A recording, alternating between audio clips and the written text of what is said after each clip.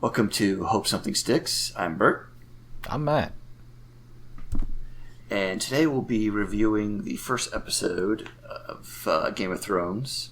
You know it. The pilot episode, also known as Winterfell, I think the actual title is. Ooh, that's embarrassing. Way to put me on the spot there. I don't know that that's the title. It doesn't really matter. I don't think HBO does pilots.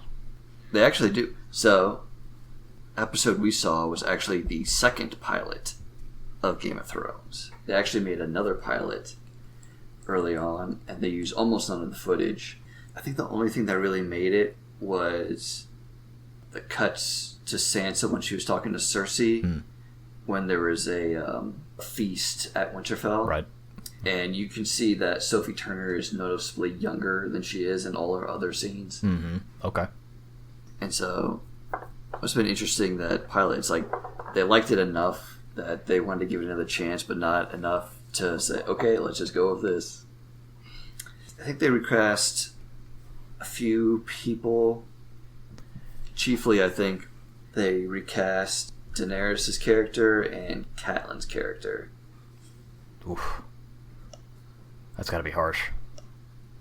You were the first one. Yeah, you were the first one in. Yeah. Oh, I didn't know that. Yeah, there's a different Dany, and I'm pretty sure a different Catelyn as well. Well, that's awesome. So that they finally. so they recast, I love who they. So they. Amelia Clarke is fantastic, and I really should. I'm going to risk click noises here because I'm not going to be able to not do research during this podcast.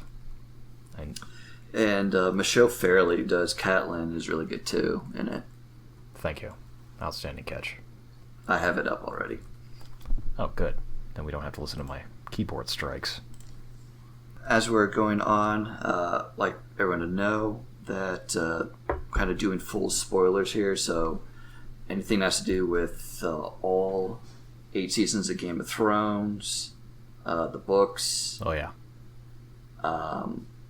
We're jumping everywhere. It's fair game. We're gonna focus in on this episode, but we're gonna reference other stuff. Oh yeah.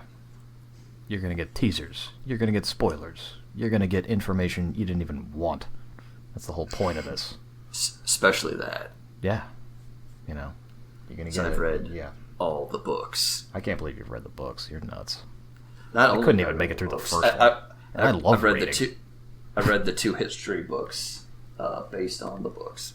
I love the YouTube. Maybe it's not on YouTube, but I know it is on YouTube. I love the histories, the animated histories that they did as the extra features back when DVDs were a thing. Yeah, those were great. Yeah, those are good. Mm-hmm. Because that provides. It's perfect. It's the cliff notes on the history and the backstory that you'll never even get.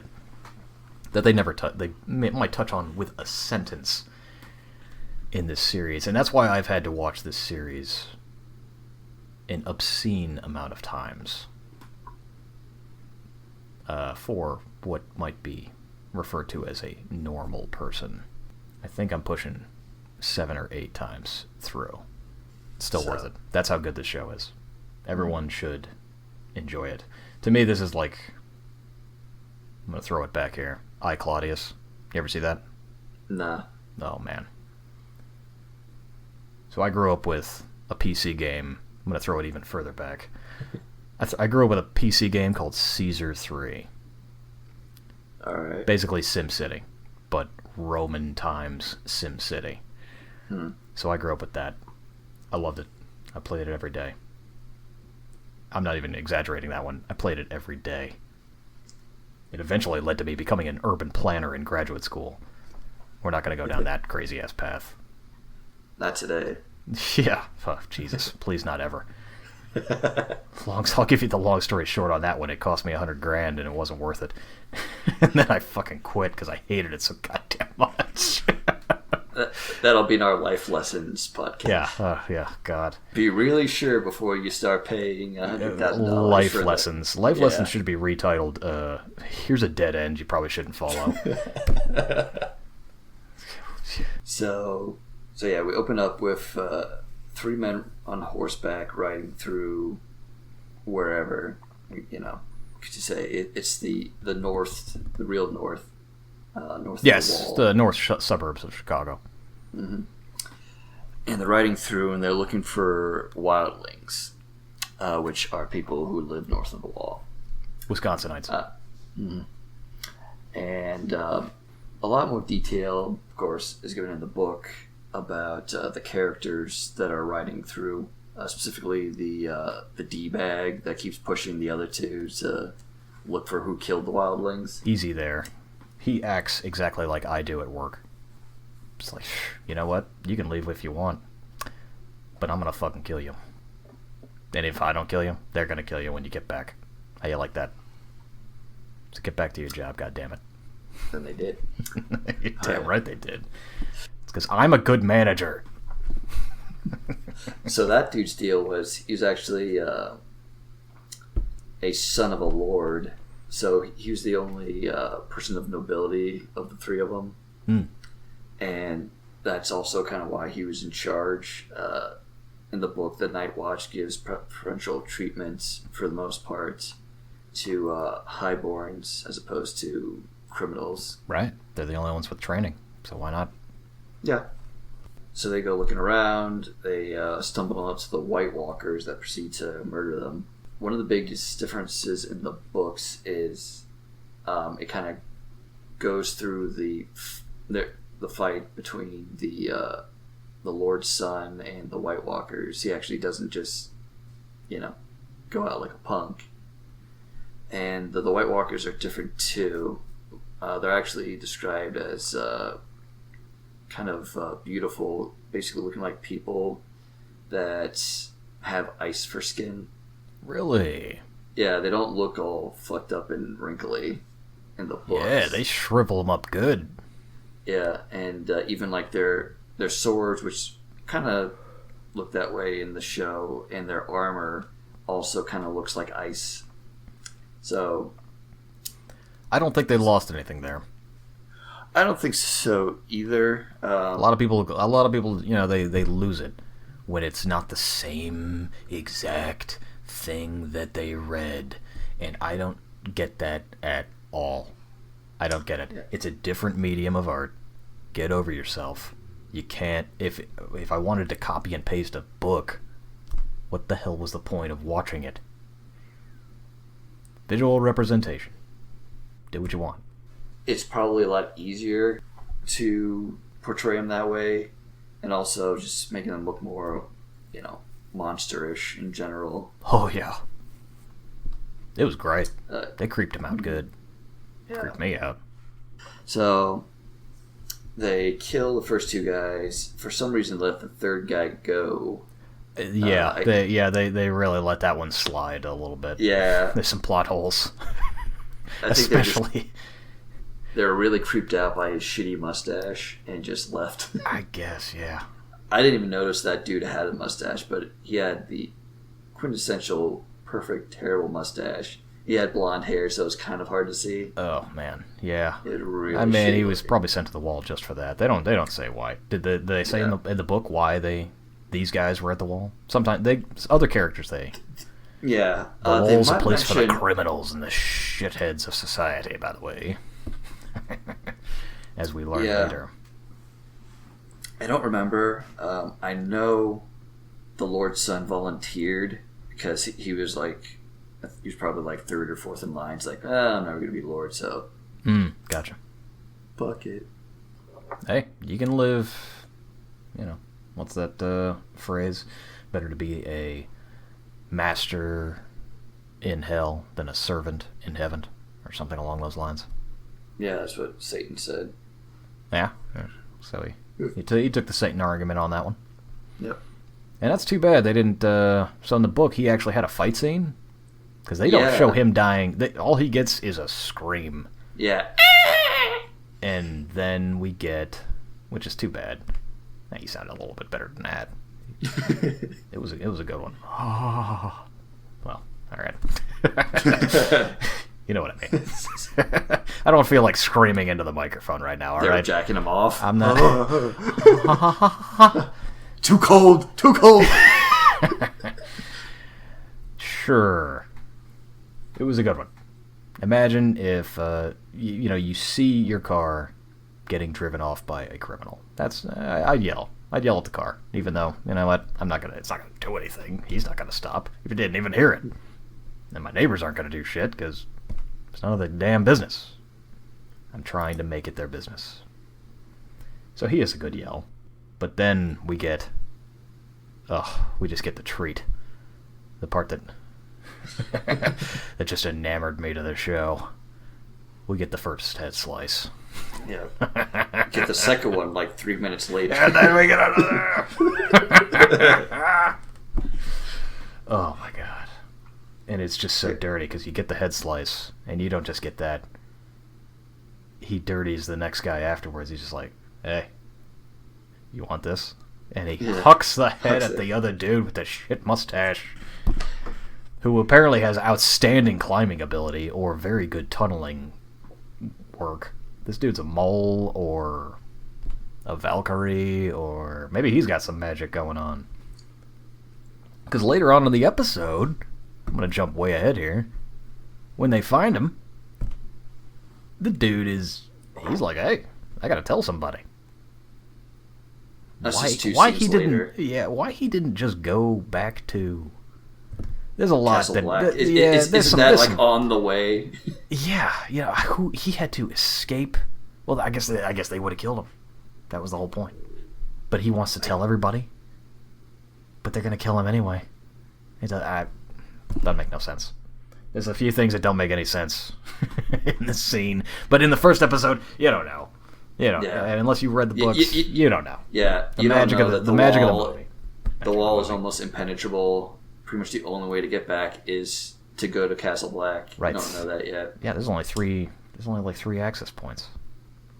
Yeah. Used to be hundreds of them, but... That he knows of. And for anybody who... I'm assuming this podcast is going to be for people who... This is going to be like a Cliff Notes for anybody who hasn't actually seen the show. So the wall is basically like Hadrian's Wall in Britain. It's almost exactly copying that, where they hated the Scots, or hated, or just couldn't deal with. It's probably just deal with. It was cheaper to build a giant wall across the entire country and say, you know what, let's just try to keep them out, because these guys they really take their soccer seriously, and they're too energetic about it. We got to keep them out. And so the wall in Game of Thrones is that, keeping them out. And this one guy is able to... Burt, how tall is this wall? I think it's 700 feet tall. 7? So this guy did they actually talk about how this guy gets across? No. Even in the book they don't say? I don't think so. That's awesome. That's how insane it is for this next scene. But you only figure all this crap out after having watched... Probably like another 3 episodes, and you forgot by then. Yeah, because it's information overload. Yeah. So... I jumped ahead there. No, that's fine.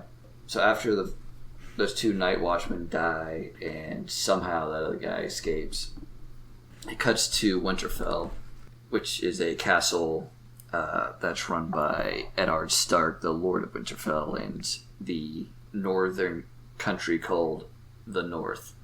The most unoriginal of all the country names. Hey, it stuck. Yep. Toronto stole it. The big white North.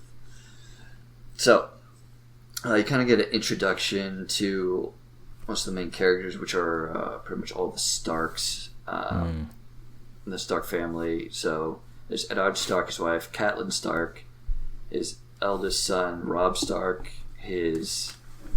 bastard son Jon Snow, his daughter Sansa, his other daughter Arya, his son Bran, and his youngest son Rickon.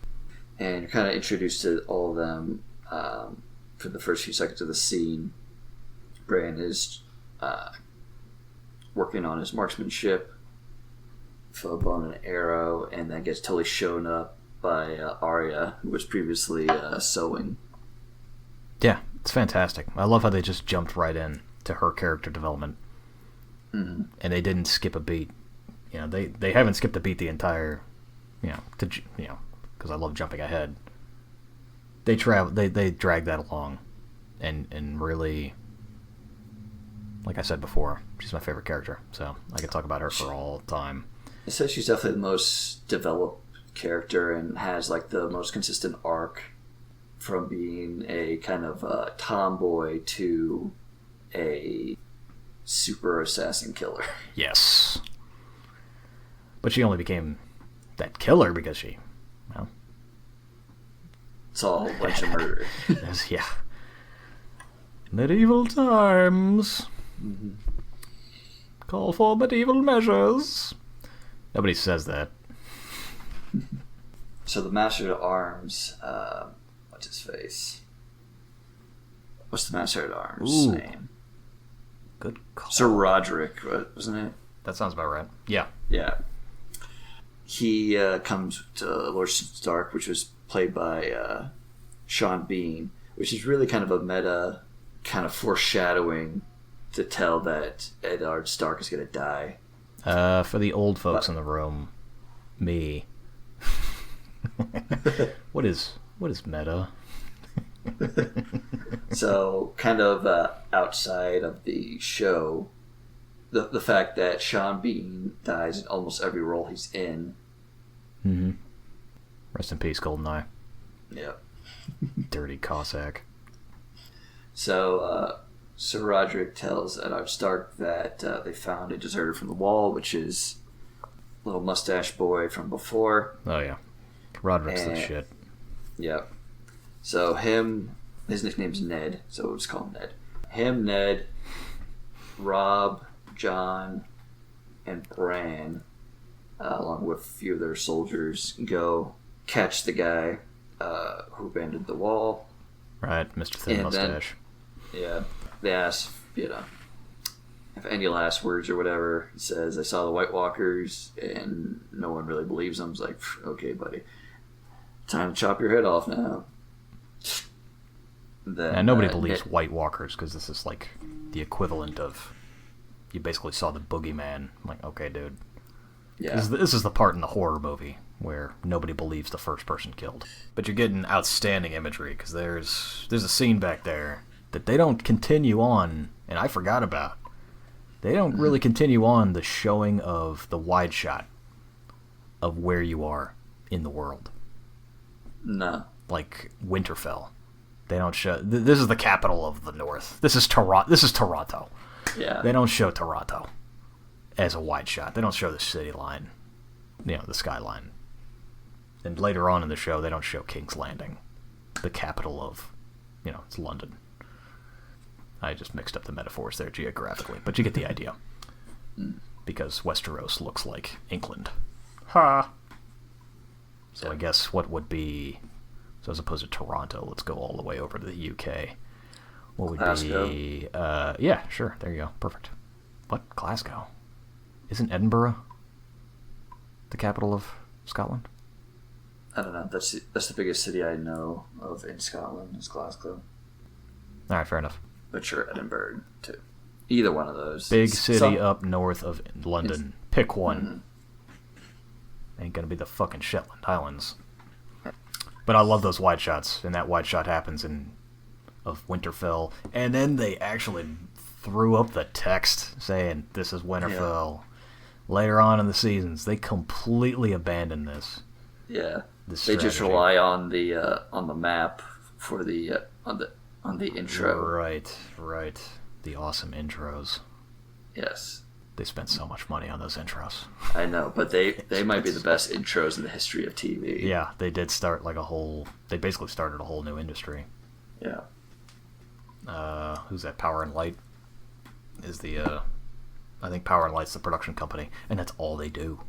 They just do, I think that's the production company that just makes intros for shows. I don't know if that's such a huge thing anymore, but hey, sometimes it's worth it. Yeah, HBO did a few of those, like Young Pope had a really good intro. I haven't caught that one. I haven't caught it either, but I was going to reference Westworld and Westworld's also True Detective, and in the Night of, which was a miniseries. Yeah, I would recommend watching at least the intro for the Young Pope. Okay, I'll check that out. It's good.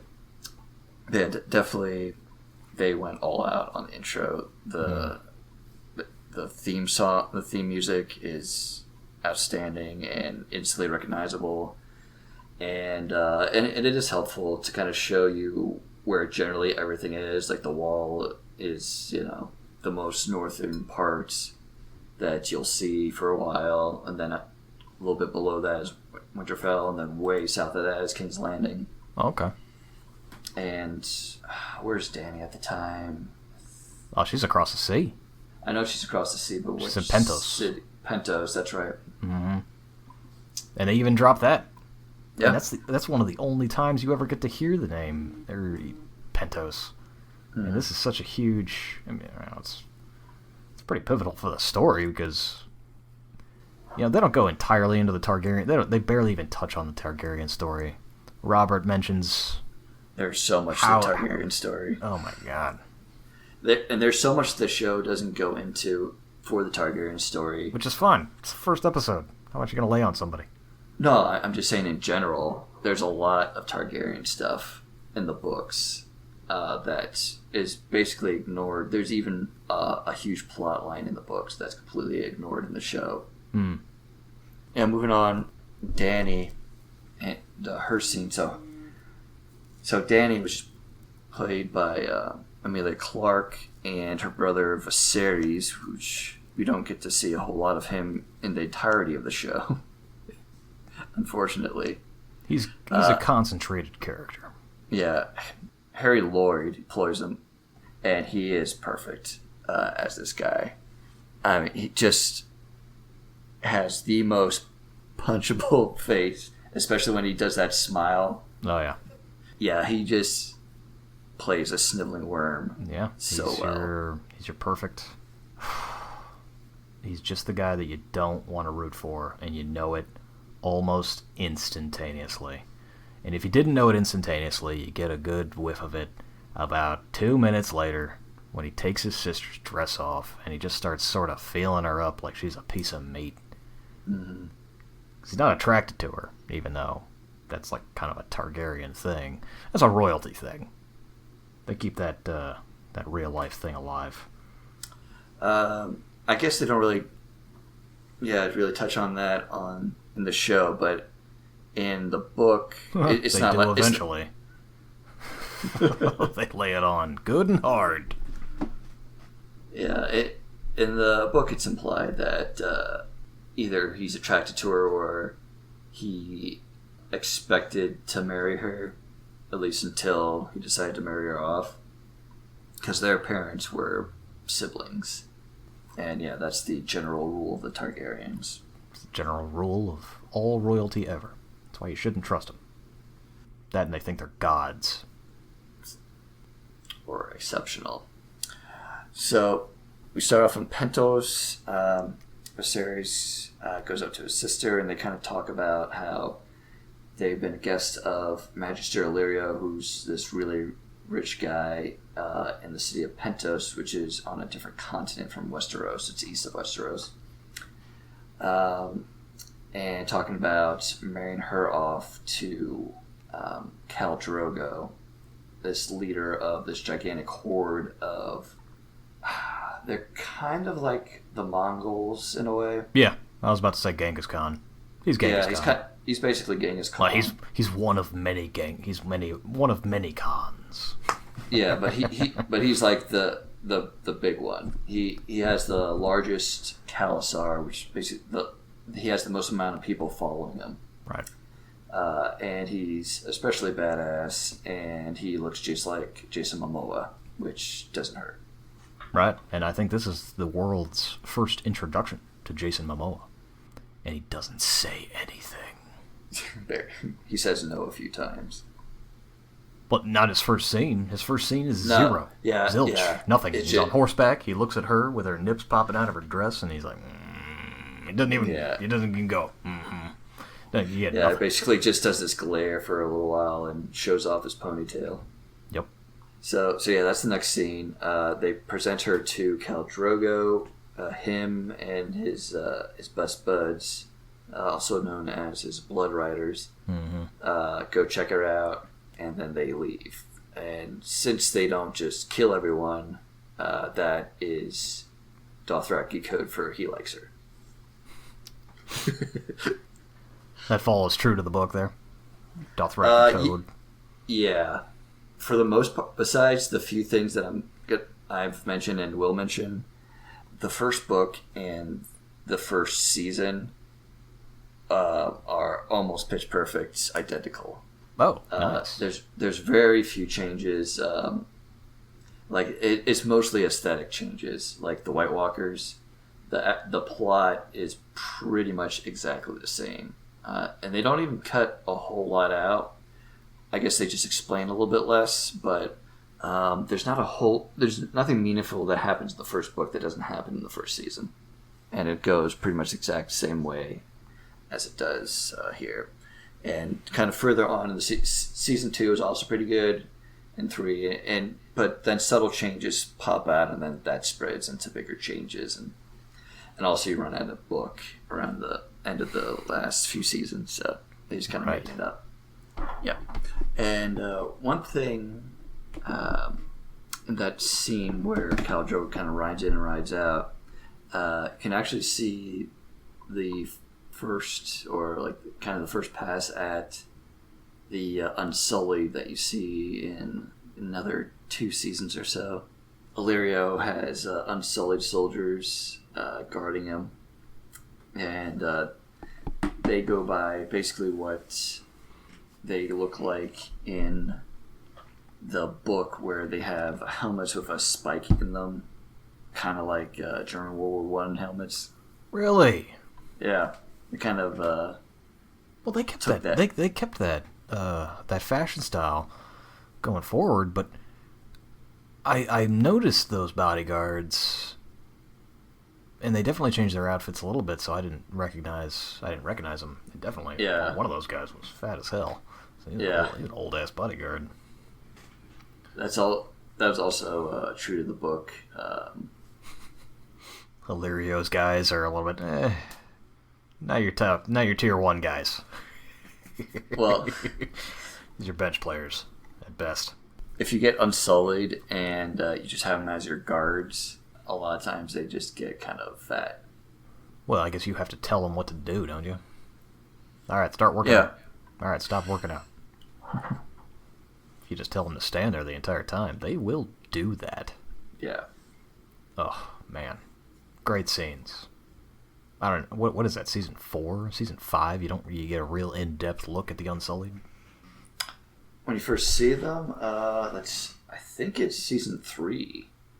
That sounds even more accurate. Yes, because season 2 they're in Karth, and after they leave Karth, then they pick up the Unsullied. Mm-hmm. So yeah, so you see them in season 3. Yeah, that's the first stop in the campaign of terror. And then you cut to the series talking to Illyrio about basically what Khal Drogo is going to give him for his sister, which is to conquer the Westeros in his name. It's fun because rewatching it, you notice this fun little conversation tactic throughout the entire series. In every episode going forward, they will summarize enormous parts of the book in a sentence or two. And it's no way anyone would ever talk. It's like, okay, so this is everything that's happened up until this point, and now I'm upset. So on and so forth. Yeah, and it's kind of annoying. Because you look at it and you're like, okay, you're treating me like a child. Like, I don't remember everything, but I don't remember everything, and I need to be treated like a child. Thank you, HBO, and writers, and directors. And you kind of just get more character development, but you see more of the character of the series and what kind of guy he is. Every sentence. Yeah. Everything out of his mouth. He stays true to it. He doesn't waver for a minute. Every second of his being. It's a big baby who doesn't know his thumb from his dick, and he's always had a silver spoon up his ass. Yeah, and but you do see kind of the starting point of Danny's development as she's just like basically this scared girl at the beginning of the series and goes forward from there into a very different person. Absolutely. I love it. Another thing, in the first scene with Danny, when she's inside the Illyrio's palace, you kind of see first like a hint of that she's not normal physically, where she goes into this really hot tub. The slave girl says, "No, it's too hot," but she just like walks into it unfazed. Right. And you kind of throughout the season are given like get hints that heat doesn't affect Danny until at the very end of this season, where she just walks into a fire and absolutely she's fine. So anyway, and Viserys references it too, because he says that he is the dragon, and that's how he tortures Danny, right? Daenerys. Yeah. I'm shortening. We're going to shorten Daenerys. To At least Danny, I'm going to Danny. Yeah. Dany. For anybody curious as to how to spell that. And DAENYRAEUSSUAEO. Let me tell you something. The spelling of these names throughout the book is hilarious. I had to mention that. I think we glossed over that part. Because you said, Ned is shortened to Ned. It's actually Neddard. It's not even Neddard. It's Eddard. Oh, it's Eddard. Yeah. Where does the N come from? I have no idea. Where does Ned come from? Or whatever. Because they didn't want to call him Ed. Yeah, my name's Richard. What do you shorten that down to? Dick. What? Where do you get Dick from? Because I got one. Guess that makes sense. We're gonna roll with that. For the next few hundred years. My name's Richard, but you can call me Rich. Whatever, Dick. Rich. Get the fuck out of here, Dick. Your name is Dick now. Yeah, my name's Eddard, guys. Shut up, Ned. What? That doesn't even make sense. Sorry, guys. It's Neddard. Nedard. You don't have to enunciate that extra part. It's just Eddard. It's just Eddard. It's just one little thing. Shut up, Ned. Yeah, but I think that is pretty much the only other name that is shortened from the main cast would be Catelyn to Cat. Everyone else has fairly short names. You know. And Arya too. Arya. Yeah. Or Bran too. Bran. Is it? Or it's Brandon. Sorry, Brandon, with 7 O's. Or some crazy ass shit. Yeah, who knows? With 2 B's. So after that scene, you stick with Dany at her wedding, where she's just hanging out with Khal Drogo. Viserys being more of a dick. It's a fantastic wedding. Love it. Like it's basically like this drugged up rave. You could just everyone's dry humping each other. Yeah, dry humping. It starts with dry humping. Let me tell you something. I was doing some research the other day. There's some real fucking going on. Mm-hmm. It's fantastic. God bless everyone who goes to raves and gets drugged up and fucks on camera. A lot of us need that. To see it. They're married. They get all kinds of gifts from the people who get a box of snakes. Mm-hmm. Gotta have that. Books. Books. There's always some old guy giving you books. Yep. This old guy ends up being an incredibly pivotal character. Yep. Ser Jorah Mormont, played by somebody. Ooh, man, I'm failing miserably. Usually I'm really good at this game. I'm not just there's just tooting my own horn. I'm usually really good at this game.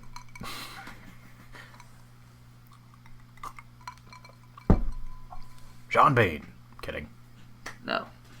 I know it's not Sean Bean. It's Sean Bean's. Well, they do have a relationship, which is interesting because they never actually meet again in the show, even though they reference this relationship later on in Well, the season. whatever his name is. Can't even find it.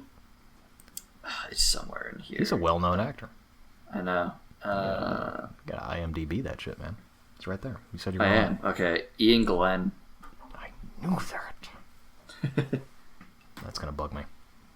That's good. He's also Scottish. They get most Scottish actors. Podcasters. I failed you miserably, and I don't intend to do that again. Sir Jorah Mormont is a Westerosi who was exiled by Ned Stark because he sold poachers into slavery because he was fairly improper. I gotta give Viserys some credit here because eventually, I don't know. This is probably I think I'm jumping ahead like 3 episodes here, but Viserys eventually has a conversation with Jorah about how that's just ridiculous. The idea of selling criminals into slavery. It's like, in my kingdom, you're not... No, that was that conversation. That was the first episode. Was it? Yeah, he was hanging out with Viserys. After he gave the books, he was hanging out with Viserys, kind of talking about whatever. So he mentioned that at the wedding. Oh, in the book? No, in the show, too. I'll review that. Pretty sure. Alright. That's me not believing you at all. I'm going to double wrong, I can just edit it out. Okay. I'm never wrong. You can edit it out of this. And you can edit it out of posterity. And you can make everybody think that you're fucking right. I got news for you. You're fucking wrong. I know you're wrong. See. And you know you're wrong. That's the best part about it. Is that it will eat you from the inside and ultimately kill you. Pretty sure I'm not wrong. It's better for the healing process if you admit it now. That's what I'm getting at. So Illyrio gifts them 3 dragon eggs. 3 dragon eggs that he assumes are fossilized. Mm-hmm. I would hope to think so. Who the hell would give those away? Yeah. Well, here's some worthless shit. They're still beautiful, though. So, Dany, being a Targaryen, has a kind of kinship with dragons because the Targaryens used to be able to ride and control dragons, and they bred them. Yes, it's part of their the sigil. Days. Yep, and it's their sigil, a 3-headed dragon, which is symbol for their first 3 dragons that they used to conquer Westeros. It's all about the sigil in Westeros. They can't get enough of it. Yeah. Look at their dicks hard. Yep. It's your team Targaryen. Your team Stark. Your team... Your authority is not recognized in Fort Kickass. So on and so forth. So, after the wedding ends, Khal Drogo gives his wife Dany a gift, a white mare, and they ride off together into the sunset. Now, so the next scene coming up is different from the books, but the interesting thing is how the scene plays out with Khal Drogo and Dany is different from the first pilot to the second pilot. So, in the book, in the first pilot, Dany, as far as like having sex with Khal Drogo on their wedding night, Dany just kind of rolls with it. It's like, well, we're both here, so let's get this done. Whereas in the episode that we see, it's a lot more rapey. Yes, very rapey. But the book isn't that different. It's no. In the book, she's cool with it. Yeah, that's what I mean. It's 100% different. Yeah. Or 180 degrees, depending on how you like looking at phrasing such things. And the first pilot was also Dany rolling with it. And as a trigger warning, should we mention how old everyone is supposed to be versus how they actually appear, so that you can totally lose whatever boner you might be having right now? Yeah, we can talk about that. Of the characters are aged up in the show. Oh, you just jumped right back into it. Yep. a lot of the characters are aged up in the show. especially the younger characters. So Rob, Danny, who are both adults in the show, are either 13 or 14 in the book instead of being young adults. I think they're supposed to be like 18, 19, 20 in the show. That sounds about right. Yeah. Sansa is aged up a little bit. I think she's 13 in the show and 11 in the book. Well, we don't have to get hella specific about it. I mean, there's a significant age markup in the show. Mm-hmm. Because, one, child actors usually suck, and two, it's fucked up. Yeah, but the child actors that they have on this show are generally really good. Yeah, almost everybody. No, everybody nailed it. Yeah, there isn't a single child actor, even Rickon. Yeah, and because they aged up the kids, they also basically had to age up the adults too. The adults in the book are in their 30s. I think probably like early 30s. Right. And they're like just shy of their 40s, I think, in the show. And yeah, so going back to the show, that's about it for Danny's part in the show. Back to Winterfell, you have, man, we really there's a lot to go through in Winterfell. So we only kind of went through the first scene. Now, we could jump ahead if you want to not, linger on stuff. Tyrion likes whoring.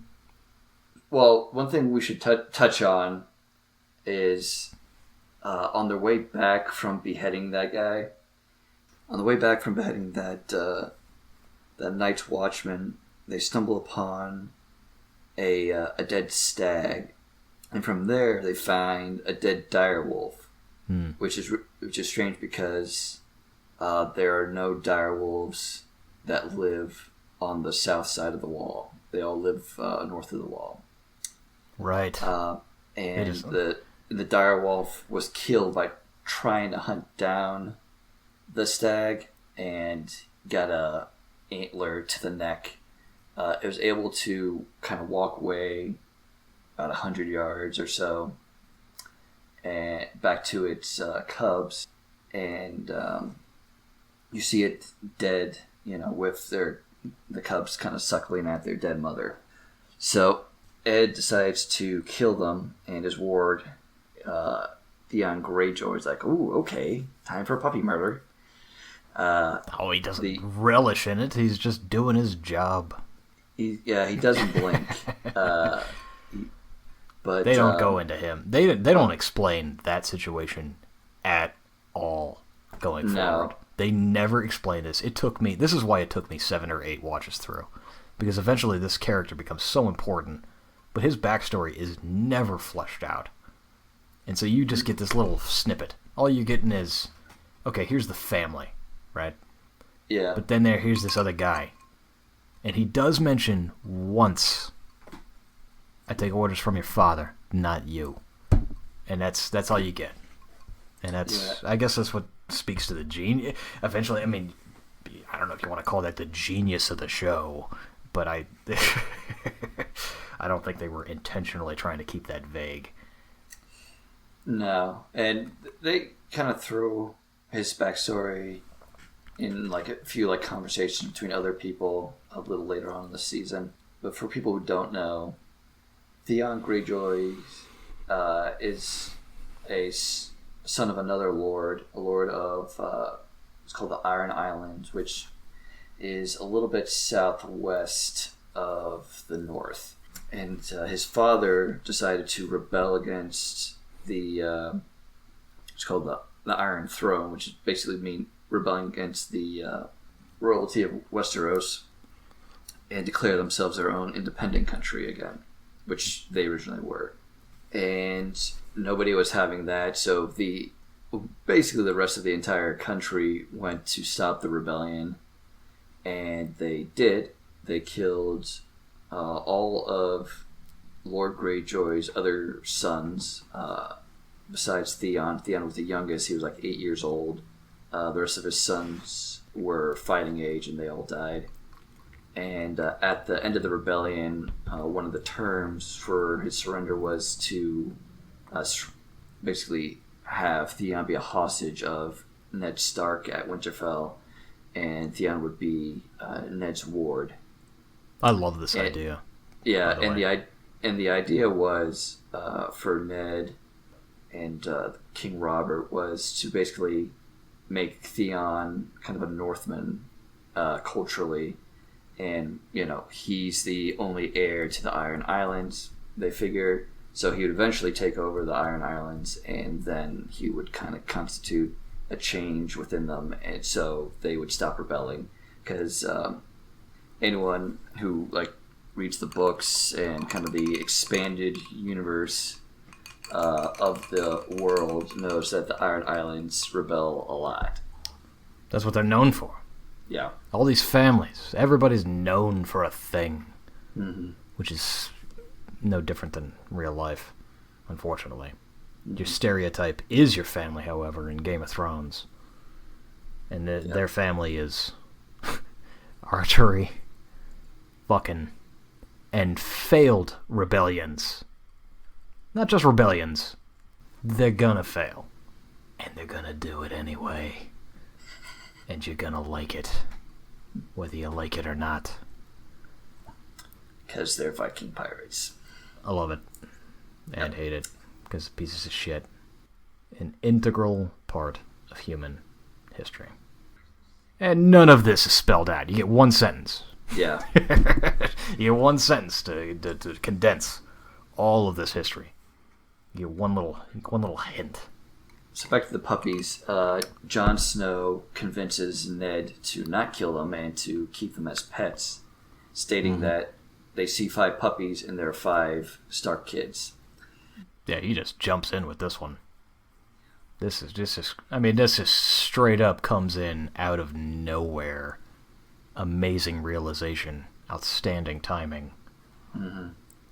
He sees that 6th puppy. He sees him, and he knows he's about to get himself a dog. He's like, "Oh shit, I get a dog right now." And it's gonna be not just any dog. It's gonna be a super dog. That's what a dire wolf is, by the way. It's a super dog, which might as well be a wolf, but like a prehistoric wolf, which they also don't explain. Because how the fuck did an animal get past this 70-story wall? No, but they never talk about how this massive animal just migrated south. What did it swim in frozen waters? This wall is far north. Everybody. So there's actually it's far north. There's some pretty good fan theories about how that wolf got across the wall. I don't know if we want to go into it here. Nah. Kind of goes into very deep fan theory. I know I just touched on it, but yeah, sure, go into it because I don't get it. How does a giant wolf? Give me the snapshot. How does a giant wolf make it past a giant wall? Because the show never goes to the edge of the wall. So almost never, I should say. All right, you know the 3-eyed raven, right? Sure. It's theorized that he skin changed into, which basically means control the wolf, I get and you. then and there are actually passages, like magical passages through the wall. Okay. That he's aware of. Back up. Yeah. Magical passages through the wall exist. Yeah. Okay, Yes. I'll just take that as fact, and we'll just keep moving. Go ahead. They're in the books. Okay. I have to take your word for it. So he could have just skin changed into that wolf, take one of those paths through the wall. Oh, could have. What happened in the book? They don't talk about how this. They don't talk about it. Again, it's a fan Why the hell theory. would have? Okay, fan theory. Gotcha. And because he That's a knew lapse that in this giant tome of a book. How do you lapse on the migrations of wolves? it might actually come up later because in the books Bran is still with the 3-eyed raven, so okay. you don't get a whole lot of facts from him quite yet. but you kind of just get a sense of what his powers are, and that would be within his power to do. To somehow make a wolf go through a wall. Mm-hmm. Magically. Yeah, like, we'll go through one of the passages in the wall. I suppose there are several towers, and the towers are not manned. And nature always finds a way. That's how I want to think about it. Yeah, there are secret passages. They don't even have to be secret. I mean, eventually, Bran and everybody else, they make it through an unguarded tower. Because there are hundreds of unguarded towers. Mm-hmm. Or whatever that number actually is. Alright, well, that was a nice complete deviation from episode 1 into episodes 7 through season 8. Yeah, I'm just kidding. They're past the wall on season 5. Mm-hmm. Alright, so they go back to Winterfell, and Ned learns that his mentor, Robert Arryn, mm-hmm. died, who is the Hand of the King. And what the Hand of the King is basically kind of like the Vice President. No, he's so much more than that. He actually does something. He's like a combination of the Vice President and the Secretary of State. I'll give you Secretary of State, sure. But he's also like the Defense Minister. Yeah, he has a lot of portfolios. Yeah. But it's also dependent on what the king wants to give him. Like, he doesn't... Basically, he does what the king wants him to do. So, if the king doesn't want to do anything, he basically pawns off all of his duties onto the Hand of the King. Sure. But yeah, it's the second in command. You know what? He's within the hierarchy. You know what? He is the vice president. If the vice president was utilized as Dick Cheney utilized the vice presidency. It's actually not Robert Arryn. John Arryn. John Arryn's dead. And the king sent him a letter via Raven, which is how kings and lords communicate with each other through messenger ravens. Yep, that's your instant messenger. Yep, or your tweets. Well, as instant as you can. It'd be nice if you could shoot down every tweet. So it gets the letter from the King Roberts that John Arryn's dead and that he's making his way to Winterfell. And Ed correctly surmises that the king wants him to be the new Hand of the King because they go way back. They were actually both wards of John Arryn and fought together to overthrow the previous king. They go way back. And also Robert was intended to marry Ned's sister Lyanna. Lyanna Stark. And so the king comes to Winterfell with everybody. He comes with his queen, his son, all of his children really. His son Joffrey, Tommen, and Marcella. Yeah, he's a king. He comes with the entourage. Yep. But before that is this outstanding scene. It's fantastic. It's Ed, whatever the hell his name is. Ned. And he's hearing from, he's discussing this with his wife, with the cat, and they're in his room, and he's also discussing. It's after what? It's after the king comes that they discuss it. Oh, that happens after? Yeah, so there's a scene where they're in the God's Wood, and he's like, polishing his sword. Sure. Then the entourage comes, and the king formally asks Ned to be Hand of the King, and then in the evening, him and Kat talk about it. Oh. I'm completely misremembering that because I usually watch things... No, I don't watch things in order. Sometimes I'll start an episode midway. I'll watch it to the end, and then I'll start the episode over and watch it to that midway point, further confusing my brain. This isn't usually first run-throughs. I thought that they had a discussion before he even shows up. They do, but it's in the Godswood.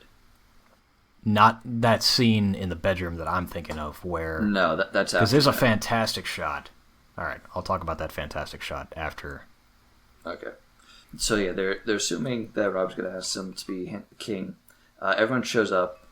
The other two people of note are Sandor Clegane, who is the prince's bodyguard, Prince Joffrey's bodyguard. The fantastic helmet. Mm-hmm.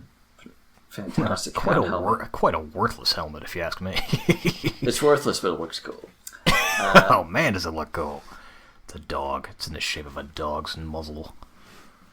And Jaime Lannister, which is Queen Cersei's twin brother. Mm-hmm. Which is a very important fact. Fantastic haircut. Awesome haircut. He looks just like Prince Charming from Shrek. Oh my god. He sounds just as douchey, too. Mm-hmm.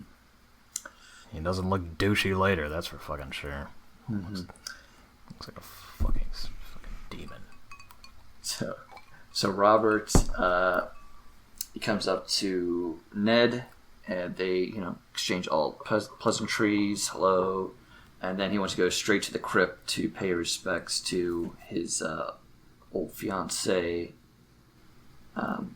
Ned's sister. Mm-hmm. Cersei's a little ticked off about that. Robert doesn't really care. So him and Ned go to the crypt, visit the grave, and that's when Robert formally asks Ned to be his hand. And Ned says, "I'm not worthy. I'm not worthy." Not worthy. I mean, that's not the same analogy there. Wayne's World, they wanted to be worthy.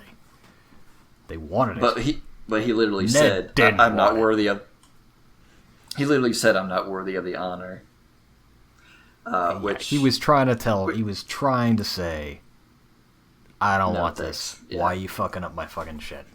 Why are you fucking my shit? I'm fucking happy. Totally I'm fucking happy. My shit. Yeah. You completely fucking my shit up right now. Why haven't I gone down there in 9 years? 9 years I haven't seen you, and you haven't taken the memo. You haven't gotten the message, dude. I don't want nothing to do with you or anything down there." Oh man, why haven't you talked to me in 9 years? I've been here, buddy. Dude, I haven't gone anywhere. And that's the point. Northmen are the shit. So, yeah. Yeah, I'm not worthy. No, not a Wayne's World thing. I disagree entirely with that estimation. Doesn't want to go anywhere. Oh, God. Go with somebody else. I'm not worthy. More like that. So Ned is mulling it over with his wife. Here's the scene you were talking about, where he's in bed with Kat. Mm-hmm. Do you want to say something? Yeah. Well, it's just the shot. The shot is Ned thinking, or rather listening, because he has to listen to both sides. Oh, okay, that's a little... So... Oh, that's even further back? Further? Well, it's that scene, but it's at the end of the scene. So the beginning of the scene is he's in bed with Kat, making fun of how fat Robert is, and whether or not he should take the position. Then the Maester, which is kind of the advisor to whatever lord or king they're assigned to. Maesters are part of this whole organization. They're basically the academics of the country, and it's a fantastic character device. I love it. They're the advisors. They're the healers. Yeah, I've never seen any kind of a character device that includes everything that a maester, not master, a maester, Maester. Yeah. Yeah, that's it. I love everything that they're about, because it's just like the fucking know-it-alls of the administration. Yeah, they're a really cool organization that you don't really see any kind of real parallel in real life. They're basically... Because they're neutral. Well, they're supposedly neutral. Yeah, true. Every single part of academia runs through the Maesters. From history to medicine to everything that has to do with academia goes through them. Yep. Now, they're supposedly neutral, but in the books, they touch upon this a lot more than in the show. There are certain characters who are kind of wary of the Maesters, and it's like, they're the ones who read all the messages, know everything about the lords and ladies that they serve, but they're all part of their own organization. Who's to say if they don't, maybe they don't give them every message or change the message? Some of the lords can't read, so they have to go entirely about what the maester says, as fact, as whatever message they got. Oh, so it's more of like an Illuminati type of thing. Yeah, they're very suspect. There are some suspicious lords and ladies that think that the maesters aren't as neutral as they say they are, and they have their own plans about how the country should be run, and they basically do like little movements here and there to shift things the way they want it to be shifted. They're not planning on taking over per se, but they're definitely all about like maintaining their status as it is and moving the world as they see it should be moved, or at least their country. Okay. That's really not touched on in the show at all, but it's a really cool part of the book that's kind of just mentioned in passing from some of the characters. God, they could almost spin off. I really hope they do. Yeah, they could do a whole spin-off on the Maesters. That should spin off, because those were some of the best characters. Mm-hmm. And they have their own college in a city called Old Town. It's called the Secret Keepers. Yeah, and they just huge gloss over, huge. Later on, they just threw some fancy graphics at it. They gave us Jim Broadbent. They threw that in there, but that's it. You get a few morsels. You get Jim Broadbent. You get a few graphics of what Old Town looks like, what a Library of Congress back in medieval times, almost a Library of Alexandria type of feel, and that's it. That's all you get. They don't. Probably the reason why that's all you get is they just get to Old Town in the book. They like the next book, they'll probably expand on it a lot more. But basically what you see in the show is what you see in the book, but the book isn't like nearly... It just starts touching on Old Town. Man. Like the last book just starts touching on Old Town. You never see Old Town until the last book, and you just start to touch on it. It's going to be more important probably further down in the books. But yeah. If anybody's listening who is some sort of creative, please...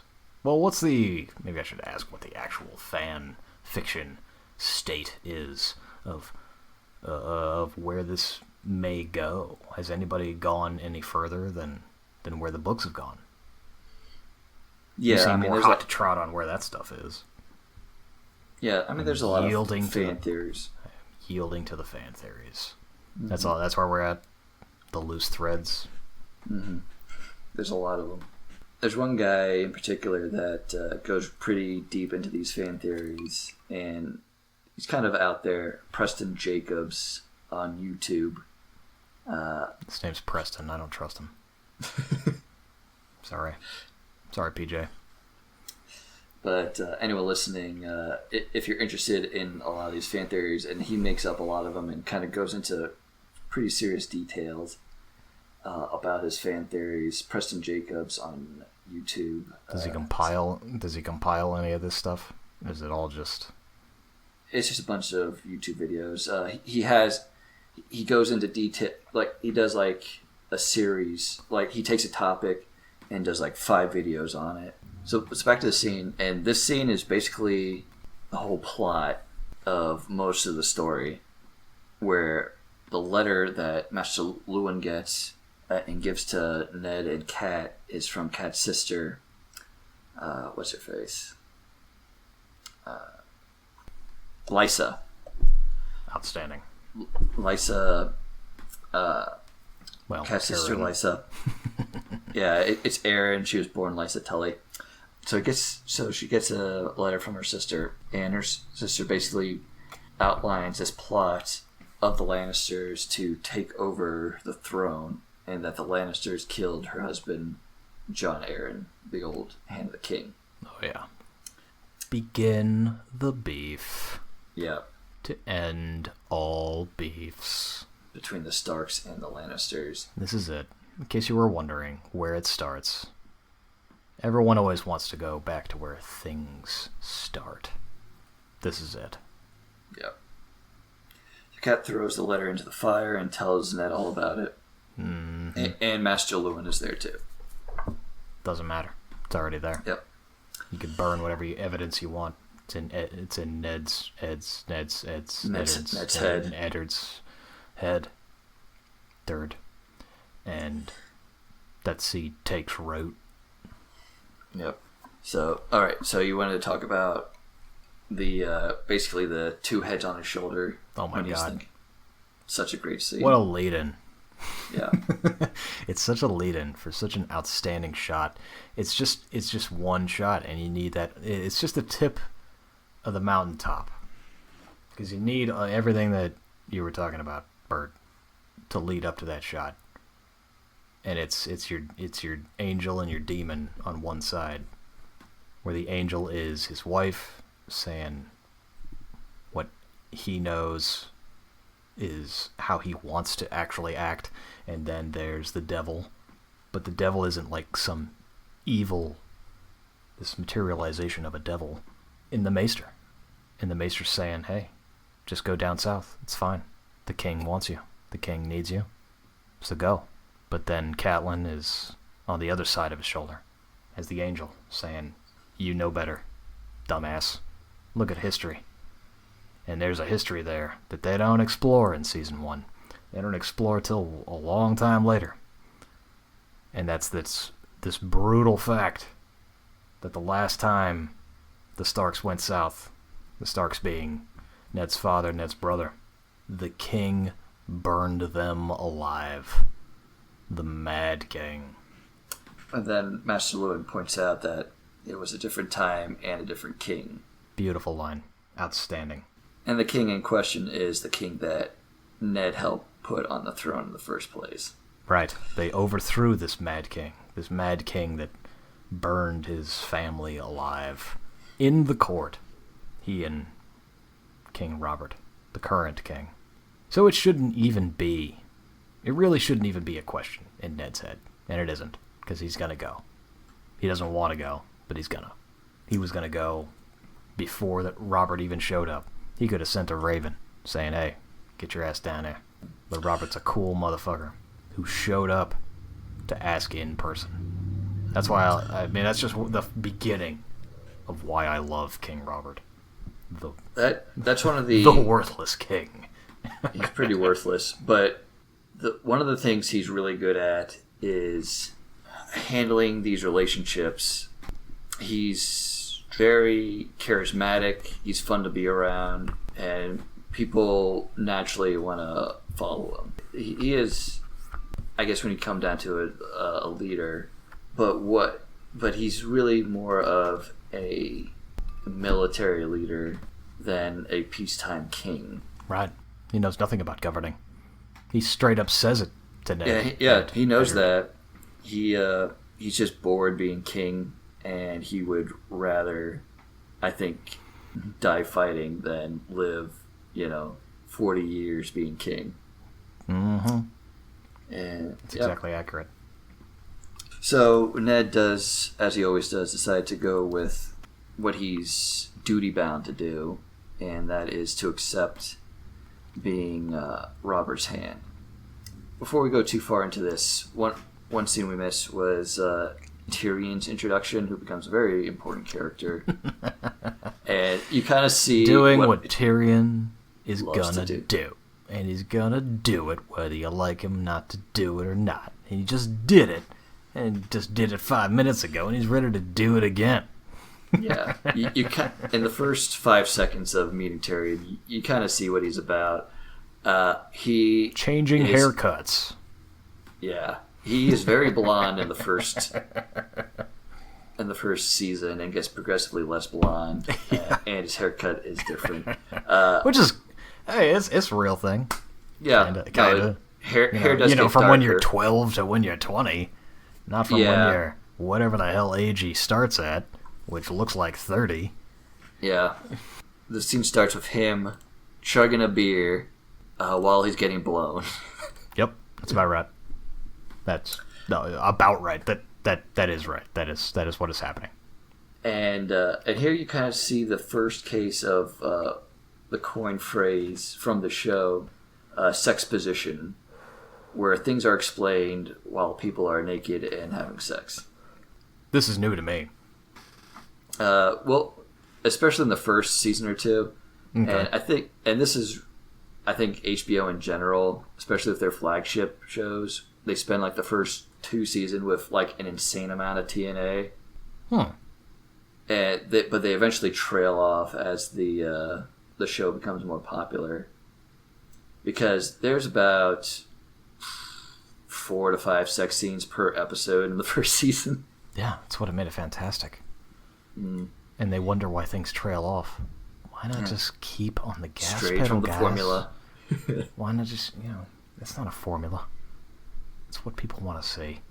It's life. What are you doing?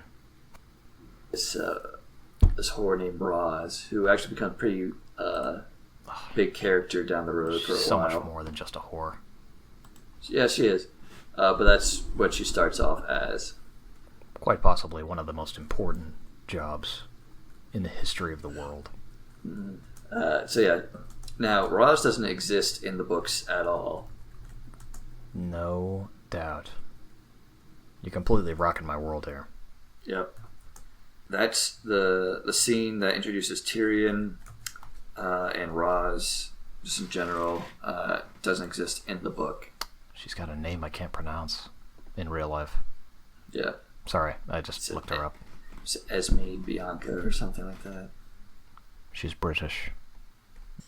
And she doesn't exist in the books. Nope. What an outstanding job. Yeah. And I think because of what a good job she does, she gets an expanded role in the later seasons. How has she not gotten more work? What a crime. Esme Bianco. So the 2 other scenes of note are the feast, where the Lannisters, the king, and the Starks are all feasting together, except for Jon Snow, who is who was presented as the bastard son of Ned Stark, and Catelyn really, really hates him. It's touched on in the show, but really hammered home in the book, because Catelyn is a point of view character in the book, so you actually go into her head. Yeah, not enough of that in the show.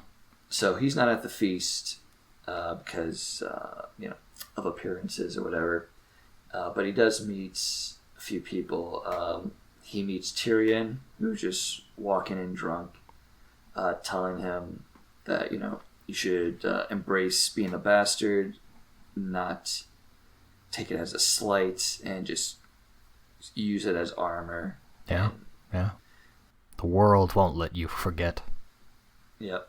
To not sweat it. Tyrion has kind of a soft spot for people people like Jon, that basically remind him of himself. Cripples, bastards, and broken things. Is that what you're getting at, yeah? Yeah. So, Tyrion... Episode 4, peoples. Not... So, anyway. Yeah. Tyrion does not have a good relationship with his father because of being a dwarf. Or is that episode 3? It might be episode 3. I think it's episode 3. Oh, man, I missed that one. I missed the mark. Sorry. There's going to be a lot of imperfection in this podcast, unfortunately. Jon Snow also runs into his uncle Benjen, yes. his dad's younger brother, who is the first ranger in the Night's Watch. Truly the most underdeveloped and probably one of the biggest missed opportunities they had in this entire show. I suppose, but he gets about the same amount of screen time as he does in the book. Benjen also disappears really early, and you actually don't see him yet. He does show up in the show again as kind of a half White Walker. That's amazing. But because considering his role later on, it just seems to me, wow, completely underdeveloped. So even in the book, he shows up way later. No, in the book he might not show up at all. There's a character in the book that could be Benjen, but it's not. His face is covered. Really? Some people think it's Benjen, some people don't. Really? So he hasn't technically showed up in the books yet. That's fascinating. Again, after he disappears. That's amazing. So that puts that... I had no idea. This is blowing my mind. Well, that puts some of the later season stuff into context here. Mm-hmm. At least for me, anyway. If you're getting some Cliff Notes, you're getting some crazy-ass Cliff Notes right now.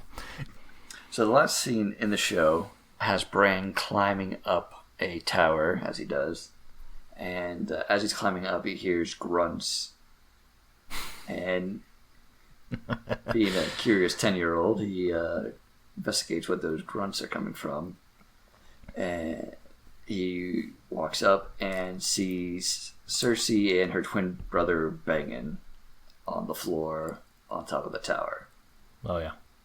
The grunting is in process. This is brother and sister, by the way, in case you haven't caught up by now. Twin brother and sister. That's right. In the book, he kind of goes into like the mind of what Bran is seeing. He basically just thinks they're wrestling naked as a boy who has no idea what the hell sex is would. Yeah. He's like, what the hell is going on? What the hell Probably is seeing this? it for the first time. Yep. And that's what he gets to see. Cersei and Jaime see Bran is watching them, and he's kind of just looking out from the window. Jaime kind of, pulls them in a little bit. Jaime and Cersei are basically going back and forth. It's like, oh, you saw us. It's like, yeah, I got it. He asks Bran how old he is. He says he's 10, and then it's like, okay. Pushes him right out the window. The things I do for love. Mm-hmm. And that's where the first episode ends. Yeah. Quite starkly. Ha! Yeah, it's brutal. There's no lead-in. There's no warning. There's no weird shot to give you any kind of an idea that this kind of stuff is going on in the background. But it sets you up, man. Mm-hmm. It sets you up for the rest of how dirty Game of Thrones gets. Mm-hmm. There's kind of a hint. There's a scene we didn't really talk about where Jaime and Cersei, who are still in King's Landing, are looking at the kind of post-death ceremony that Jon Arryn is going through, and they're talking about some secret that Jon Arryn knew that they hoped died with him. They didn't say what it was, but you pretty much figure out what it is by the end of the episode. There's no figuring it out. They spell it out very plainly for you. Mm-hmm. And in case this is a trigger warning for anybody else, they don't bang quite as vociferously or explicitly or totally in your face as they do in the first episode. Earlier in the first episode. It's like what you were saying about the rest of the series. They lay it on, they lay the sex on thick earlier on and taper it off, which is too bad. Not in terms of the incest, just in general. Yeah, in this one, I think there's 4 or 5 nude scenes, 2 cases of incest, and 2 beheadings. Episode 1. And that's episode 1. That's the first episode you get. Well, that's good stuff. I think that's a pretty good recap.